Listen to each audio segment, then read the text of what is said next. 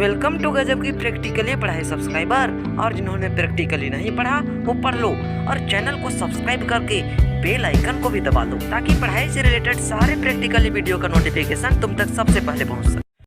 तो दोस्तों, कुछ दिन पहले मैंने एक वीडियो डाला था। वो वीडियो था रिवीजन पर, और रिवीजन मोशन चैप्टर का करवाया था। तो यार उस दिन उस रिवीजन वाले वीडियो में सारा कॉन्सेप्ट क्लियर किया था, सारा चीज़ को प्रैक्टिकली बताया था। यदि उस वीडियो को नहीं देखे हो तो नीचे डिस्क्रिप्शन में लिंक है, जा कर के देख लो। और उसमें जो मैंने 3 फार्मूला बताया था ना दोस्त, तो उस फार्मूला को मैं आज प्रूफ करने सिखाऊंगा। और ये तुम्हारे लिए बहुत इम्पोर्टेंट है, क्योंकि इसमें से 3 में से एक ना एक तो तुम्हारे एग्जाम में आएगा ही आएगा। इसलिए ये तीनों फार्मूला के प्रूफ को ध्यान से देखना, वीडियो को एंड तक देखना, नहीं तो तुम्हारा एक क्वेश्चन मिस हो सकता है। तो चलो यार शुरू करते हैं। सबसे पहले तुम सबको बता दूं कि ये वेलोसिटी टाइम ग्राफ है। इस ग्राफ में बताया गया है कि कोई ऑब्जेक्ट इनिशियल वेलोसिटी यू में था, कुछ देर के बाद यूनिफॉर्मली एक्सेलरेट किया और फाइनल वेलोसिटी v पर पहुंच गया। और उस जगह पहुंचने के लिए जो टाइम लगा वो टाइम था t। भाई ये ग्राफ को अभी तुम अपने कॉपी में बना लो, क्योंकि मैं आगे बनाते समय ना ये ग्राफ को दिखाने नहीं सकूंगा। तुम अपने कॉपी से देख देख कर मैं जो पॉइंट बोलूंगा उसे समझ लेना। इनिशियल वेलोसिटी ab है, फाइनल वेलोसिटी ac है। तो यार इस ग्राफ को देखकर हम लोग लिख सकते हैं कि df is equal to de plus ef लिख सकते हैं ना। अच्छा यार, तो df ca का इक्वल है, तो ca क्या है? v है, यानी फाइनल वेलोसिटी है। तो उसके जगह में v लिख दिया, और de के जगह में तो कुछ है ही नहीं, इसलिए de को खाली छोड़ दिया। और ef ba का बराबर है, इसलिए इसे u लिख दिया। यहाँ तक तो समझ में आया? हाँ भाई, de को इधर लेके आए तो de is equal to v minus u हो गया। यहाँ तक तो समझ में आ गया ना? हाँ, तो de is equal to v minus u, इसको हम इक्वेशन 1 मान लेंगे। भाई तुम्हें एक चीज़ पूछना है, एक्सेलरेशन इज इक्वल टू क्या होता है? Change in velocity by time, मतलब v minus you by T. ये तो हम पहले ही पढ़े थे, तो बस इसी को लिख देना है। तो भाई v ca का इक्वल है और ca df का इक्वल है, इसलिए v के जगह में df लिखेंगे और u के जगह में ef लिखेंगे, क्योंकि ef ba का इक्वल है। बाई t कर देंगे। अब बताओ भाई, df में से ef को माइनस कर देने से क्या बचेगा? de ही तो बचेगा।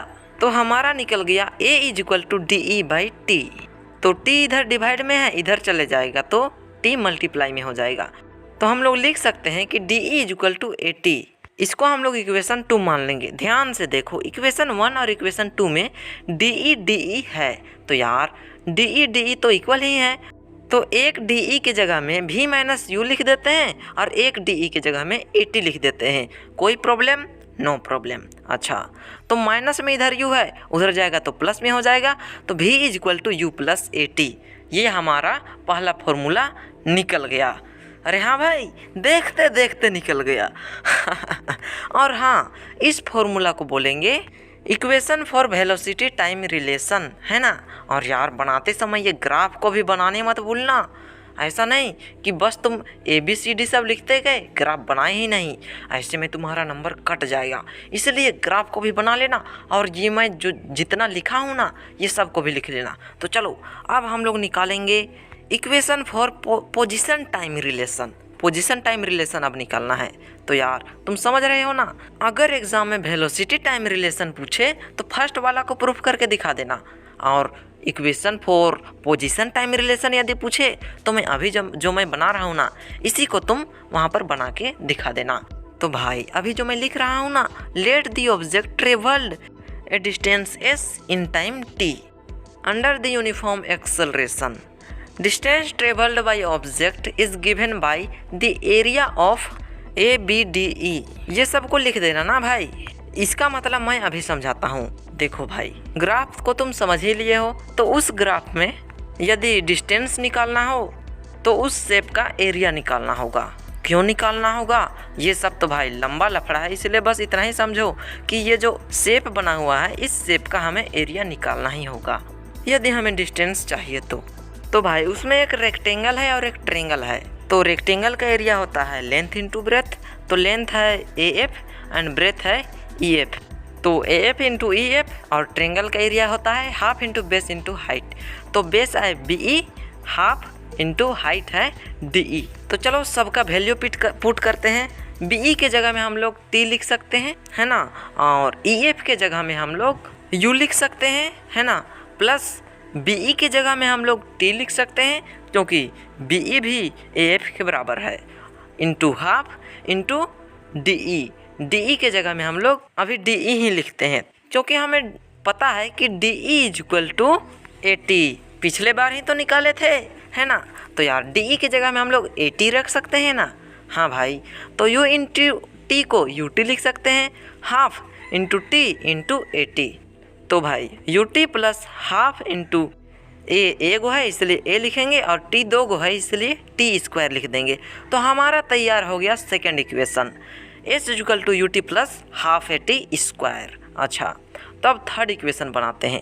भाई तीनों इक्वेशन को प्रूफ करते समय ना ग्राफ जरूर बनाना। मैं अभी एक ही ग्राफ में काम चला ले रहा हूँ, तुम अलग अलग ग्राफ बना लेना। तो थर्ड इक्वेशन है equation for position velocity time relation.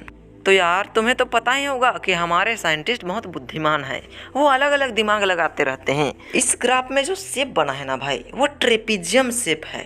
अगर यदि हमें डिस्टेंस निकालना है तो ट्रेपीजियम का फॉर्मूला लगा के अगर निकालेंगे तो हमें एक और नया फॉर्मूला मिल जाएगा। इसलिए हमारे साइंटिस्ट तीसरा फॉर्मूला निकालने के लिए एरिया ऑफ ट्रेपीजियम का इस्तेमाल किए हैं। तो distance travelled by an object is equal to area of trapezium ABDF।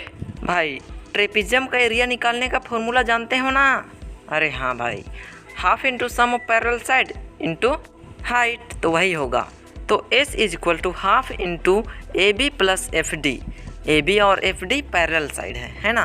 तो देखो इसका हाइट है BF, तो इंटू BF लिख दिए। अब S is equal to half into AB के जगह में हम लोग क्या लिख सकते हैं, U लिख सकते हैं। और फिर FD के जगह में क्या लिख सकते हैं, देखो इधर FD AC के बराबर है और AC के जगह में हम लोग U लिख सकते हैं। इंटू हाइट के जगह में हम लोग क्या लिख सकते हैं, T लिख सकते हैं। तो अब देखो S is equal to half into U plus V into T। तो यार हम लोग पहले ही प्रूफ कर चुके हैं, V minus U is equal to 80। We know that V minus U is equal to 80, ऐसा लिख दिए।